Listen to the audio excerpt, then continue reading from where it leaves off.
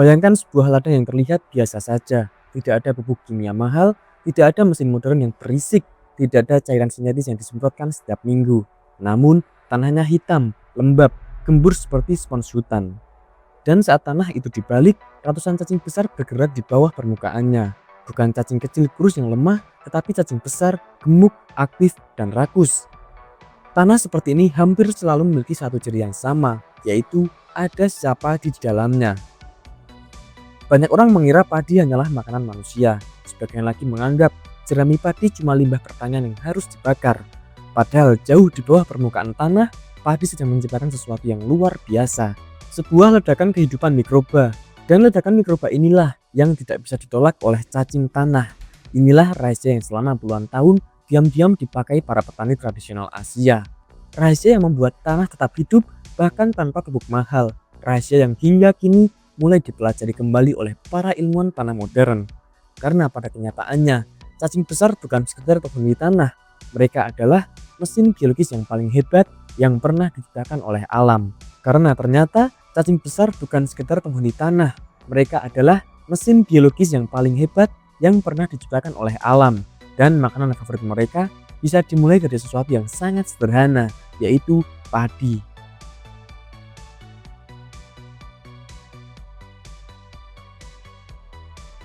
Ini bagian yang jarang dipahami orang.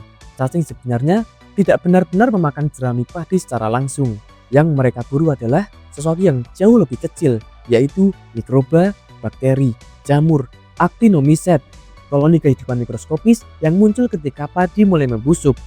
Saat batang padi, sekam, dedak, atau jerami masuk ke tanah, sebuah proses biologis besar langsung dimulai.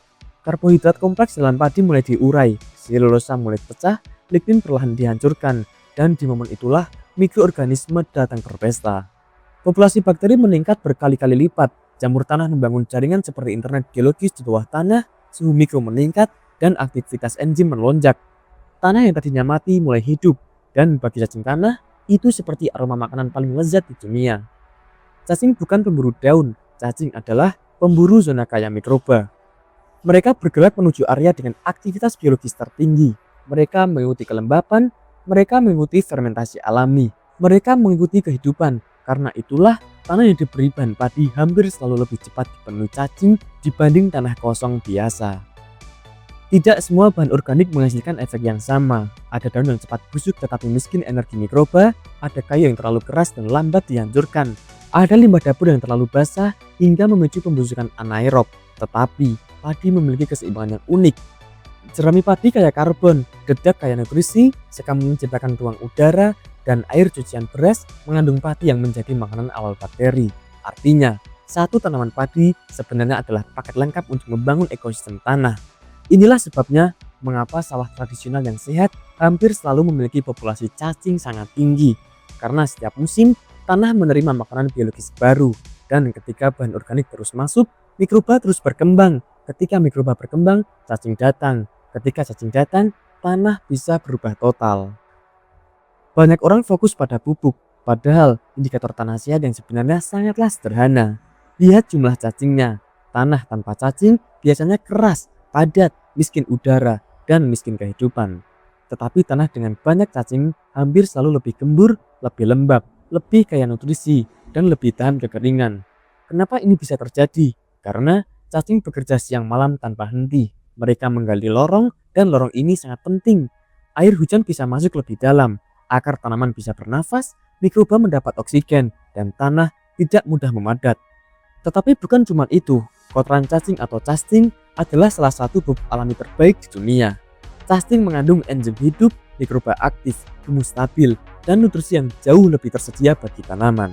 Bahkan beberapa penelitian menunjukkan bahwa tanah yang tumbuh di tanah kaya cacing memiliki pertumbuhan akar lebih agresif dan ketahanan stres lebih baik. Artinya apa? Semakin besar populasi cacing, semakin kuat sistem tanah Anda. Dan semuanya bisa dimulai dari limbah padi yang sering dianggap tidak berguna. Ironisnya banyak orang justru menghancurkan sistem biologis ini sendiri. Mereka membersihkan semua bahan organik dari tanah. Mereka membakar jerami. Mereka membiarkan permukaan tanah telanjang terkena matahari. Mereka memakai pupuk kimia berlebihan hingga mikroba mati perlahan. Dan yang paling parah, mereka mencangkul terlalu sering. Tanah yang terlalu sering dibalik akan kehilangan struktur biologisnya. Jaringan jamur rusak, kelembapan hilang, mikroba terpapar panas, dan telur cacing rusak. Akhirnya tanah terlihat bersih, tetapi sebenarnya sekarat. Tanah hidup bukan tanah steril. Tanah hidup adalah tanah yang penuh aktivitas biologis, dan aktivitas itulah membutuhkan makanan terus-menerus. Padi adalah salah satu sumber makanan terbaik untuk memulai siklus itu. Saat jerami mulai melunak, sesuatu yang luar biasa terjadi di tingkat mikroskopis. Jamur putih mulai muncul, bakteri pengurai berkembang pesat, suhu mikro naik perlahan, cacing mulai mendekat. Mereka masuk ke area fermentasi alami itu dan mulai memakan campuran mikroba serta bahan organik setengah terurai. Lalu mereka mengeluarkannya kembali setelah cacing kayak humus, dan humus ini sangatlah penting. Humus bekerja seperti baterai tanah. Ia menyimpan air, menyimpan nutrisi, menstabilkan pH tanah, dan mengurangi pencucian unsur hara. Itulah sebabnya tanah kaya bahan organik tidak mudah rusak meski terkena hujan besar atau panas ekstrim. Karena tanah tersebut punya mesin penyimpan kehidupan, dan mesin itu dibangun oleh kerjasama antara padi, mikroba, dan cacing.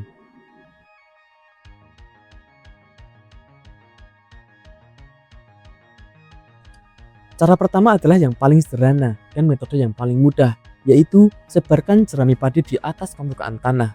Jangan terlalu tebal, sekitar 5-10 cm sudah cukup, lalu biarkan alam bekerja. Mulsa jerami akan menahan panas matahari, menjaga kelembapan tanah, mengurangi penguapan air, dan memberi makan mikroba secara perlahan. Dalam beberapa minggu, bagian bawah mulsa akan mulai lembab dan dipenuhi aktivitas biologis, dan biasanya cacing mulai muncul. Tanah di bawah jerami hampir selalu lebih dingin dibanding tanah terbuka. Ini penting karena cacing sangat sensitif terhadap suhu tinggi. Jika tanah terlalu panas, mereka akan turun lebih dalam atau mati. Jerami menciptakan atap alami yang melindungi ekosistem di bawah tanah. Lalu untuk cara kedua yaitu air cucian beras sebagai pemicu ledakan mikroba. Banyak orang membuang air cucian beras, padahal cairan sederhana ini sangat berharga bagi kehidupan tanah. Air cucian beras mengandung pati, mineral, jejak protein, dan senyawa organik ringan. Saat disiram ke tanah atau kompos, bakteri langsung mendapat sumber energi cepat, populasi mikroba meningkat, dan sekali lagi, lebih banyak mikroba berarti lebih banyak makanan untuk cacing. Tetapi ada trik pentingnya, jangan menyiram terlalu banyak. Tanah yang terlalu basah bisa berubah anaerob dan berbau busuk. Gunakan secukupnya, lebih sedikit tetapi rutin. Lalu untuk cara ketiga yaitu dedak sebagai makanan super untuk tanah. Jika jerami adalah sumber karbon lambat, maka dedak adalah sumber energi cepat. Dedak sangat disukai mikroba karena kaya protein, lemak alami, vitamin, dan karbohidrat halus.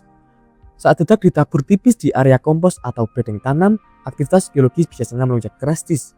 Tetapi hati-hati, terlalu banyak dedak bisa memicu panas berlebihan. Jika panas terlalu tinggi, cacing justru kabur. Karena itu, gunakan tipis-tipis.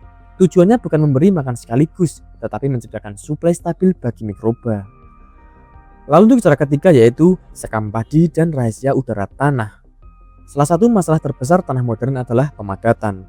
Tanah terlalu padat membuat akar sulit berkembang, air sulit masuk, oksigen minim, dan cacing tidak nyaman hidup di sana.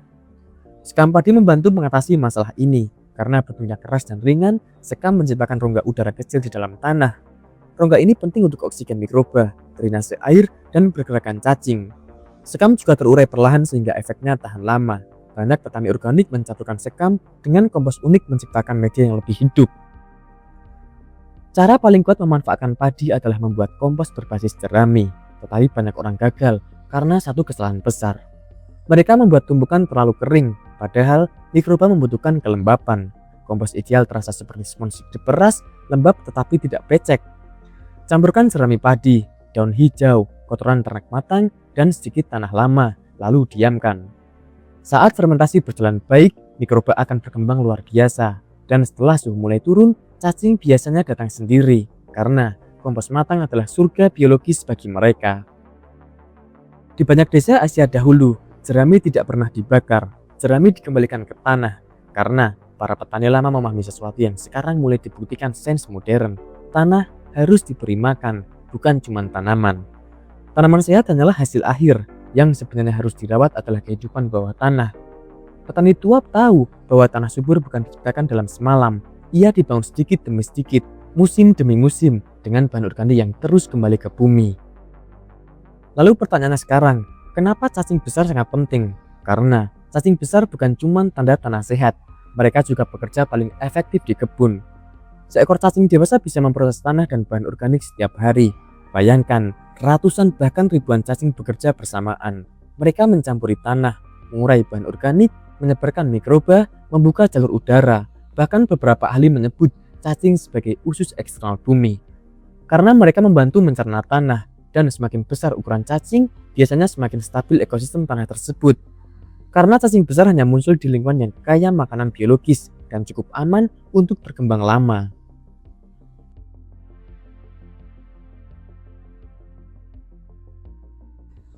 Industri modern membuat banyak orang percaya bahwa kesuburan hanya datang dari pupuk.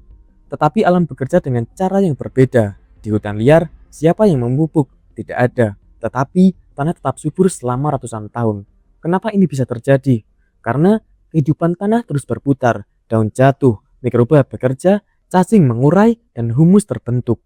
Siklus itu tidak pernah berhenti. Dan ketika Anda mulai memasukkan padi ke dalam sistem kebun, Anda sedang membangun ulang siklus alami tersebut. Tanah yang kaya cacing menyimpan air lebih lama. Ini sangat penting di musim kemarau. Tanah miskin bahan organik cepat retak dan keras. Air menghilang dalam hitungan jam, tetapi tanah kaya humus bekerja seperti spons raksasa. Ia menyimpan kelembapan jauh lebih lama.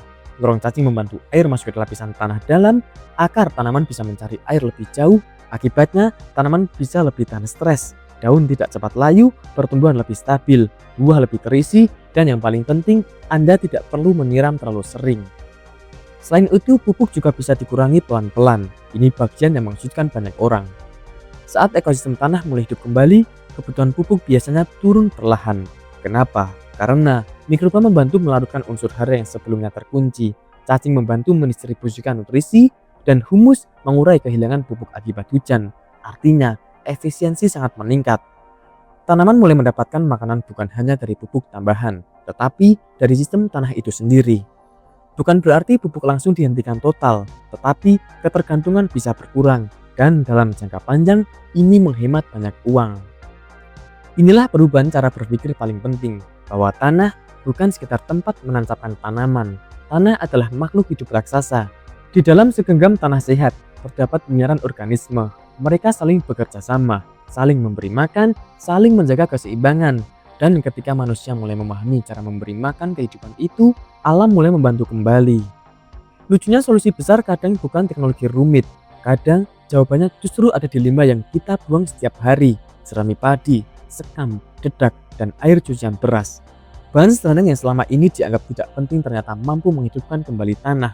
Membangunkan mikroba, mengundang cacing, membangun humus, mengurai kebutuhan pupuk, dan perlahan menciptakan kebun yang lebih kuat dari musim ke musim. Jadi lain kali saat Anda melihat sebutir padi, ingatlah bahwa itu bukan hanya makanan manusia.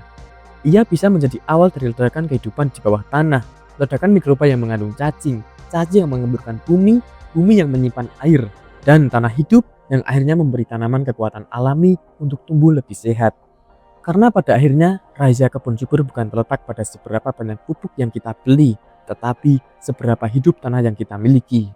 Dan mungkin selama ini, para tukang kebun hanya lupa satu hal sederhana, bahwa tanah juga perlu diberi makan.